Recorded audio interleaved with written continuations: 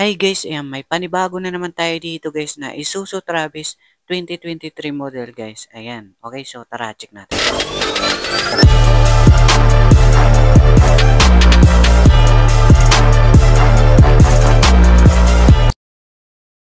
Panibago ulit guys, ayan, para sa mga naghahanap dyan ng Isuzu Travis sa karamihan nag-aabang dyan. Dito sa gulong guys. Ayan, okay, so ayan, makapal pa guys, oh. Mga 85%, okay? 85% kasi napakabata pa nito guys. Sobrang baba ng mileage niya. Okay, so ayan, tingnan natin yung mileage dito guys. Yan, nasa 14,000. Okay, 14,000 mileage lang po. Yan, gumagana yung radio. Sa aircon, fresh pa yan guys. Wala siyang issue. Original pin po yan guys. Bali, dual aircon na rin po ito guys. Sa presyo naman tayo guys. Ayan, okay.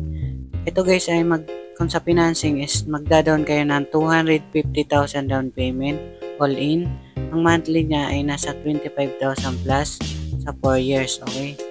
Kung SRP naman sa financing is nasa 980,000. Kung sa sa cash buyer naman kayo, for cash buyer as negotiable. So offer na lang kayo sa baba kung magkano ang tawad nyo. Baka magkasundo tayo, okay? So pasyal na lang kayo.